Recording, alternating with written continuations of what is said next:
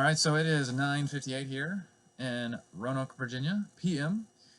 And I probably should be sleeping, but it is time to talk about prayer partners. So, for those who watch the newsletter, you kind of have a good parameter as to what I'm thinking about in terms of my prayer partners. But I did want to go ahead and distinguish it from a lot of times where prayer can get neglected. I wanted to actually quantify it so that we can, make it a real part of my ministry overseas. So that in the same way that the people who are partnering financially with the ministry, that's very quantifiable. Well, I want to make sure that the prayer part of our ministry doesn't fall out from the bottom and doesn't get neglected over time.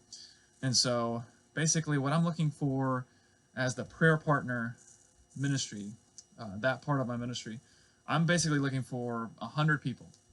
I'm looking for, it doesn't have to be in my home church, could be could be in my home church, could be outside of my home church, but basically just people that they want to pray for me 10 minutes a week, every week, and they are wanting to check in on my ministry once or twice per month. That's the basic parameters, and anybody who would want to do that, just let me know. There's 7 people who have let me know already that they would want to be one of those 100 prayer partners. And so if you're interested in doing that, I know 10 minutes is actually, it's a long time. So I have a hard time praying for 2 minutes straight. So I know that's a large time commitment when it comes to prayer.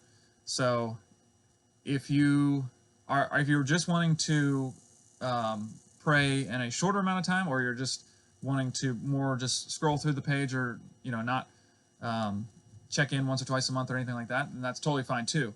But what I'm looking for in a prayer partner is people that are checking in once or twice a month and are wanting to pray for 10 minutes a week. So, and yes, I know that is like 100 to 200 messages per month for me, but that's a good thing for me. I actually like that. I think that would be a good thing. And so, because one, that's accountability in my ministry. If you have somebody that's going to ask you like, how's your quiet times doing? That's going to definitely well, I got to make sure I'm doing my quiet time. And it's also just encouragement as well. Just making it feel like home, even if I'm, miles and miles across the world. So just, I think it'd be good to have a very solid base of support that's there, just pushing me forward and just lifting me up before the Lord so that I can be, fully fit for the ministry and not growing burnt out over time. I think that's how a lot of missionaries end up coming back, because they don't have, the prayer part actually gets neglected.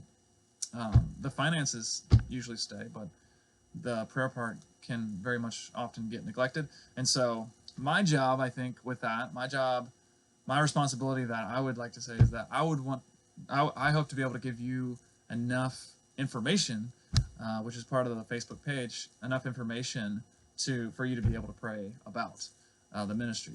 So I hope to be able to give enough stuff for you guys to be able to pray about. So, but yeah, if you would like to be one of those 100 people, I have a Google Sheets spreadsheet. So I just, in the same way that I have my financial partners, I also am going to have a prayer partners sheet with that as well. So if you're interested, let me know. So thank you.